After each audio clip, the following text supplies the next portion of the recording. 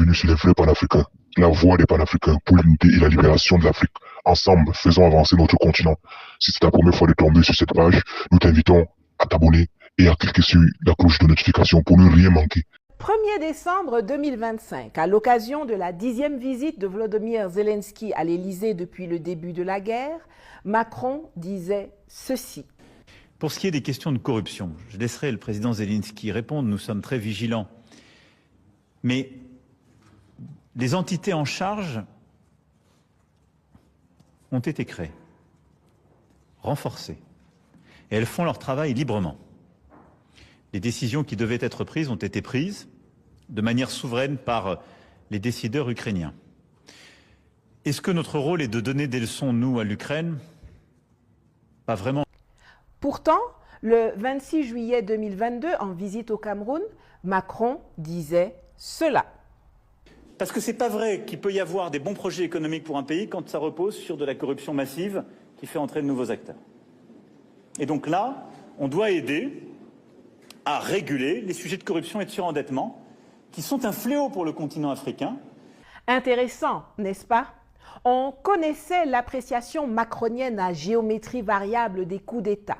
On se rend compte qu'avec la France, il y a aussi la corruption halal et une autre haram. Si la corruption en Ukraine ne le dérange pas, c'est qu'elle l'arrange. Et pourquoi est-ce qu'elle l'arrange? Eh bien, c'est parce qu'il sait très bien qu'une partie des sommes et des armes détournées en Ukraine finissent par arriver chez ces supplétifs terroristes au Sahel. Eh oui, quand on vous parle, vous faites comme si vous ne voulez pas comprendre. L'objectif principal de la France politique, militaire et intellectuelle, c'est la reconquête du Sahel, ni plus ni moins.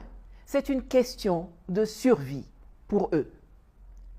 On remarquera que Macron ne déplore la corruption en Afrique que quand il s'agit de celle pratiquée par les nouveaux entrants qui viennent faire de la concurrence aux entreprises françaises douillettement installées dans un précaré qu'il considère être une propriété hexagonale. Parce que c'est pas vrai qu'il peut y avoir des bons projets économiques pour un pays quand ça repose sur de la corruption massive qui fait entrer de nouveaux acteurs.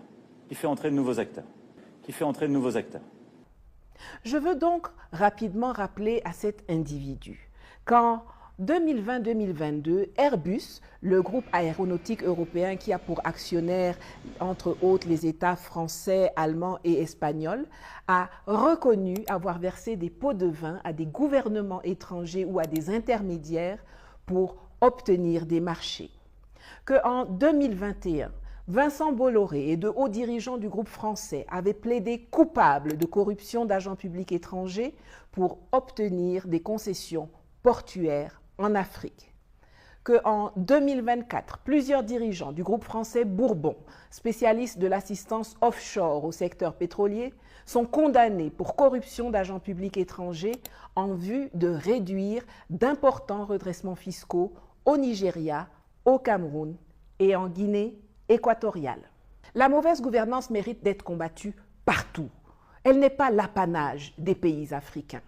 Si cela ne tenait qu'à moi, on allait utiliser la méthode Jerry Rawlings pour mettre fin à la chose et instaurer la peine capitale pour les actes de corruption et de détournement de fonds publics, comme cela est le cas au Vietnam, en Chine, en Indonésie, en Arabie Saoudite, etc.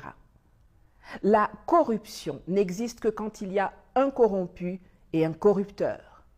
Tout comme nous savons que ce ne sont pas les financiers des terroristes qui vont nous aider à nous débarrasser du terrorisme, nous refusons l'aide et les leçons de morale frelatées de corrupteurs patentés pour nous débarrasser de la corruption.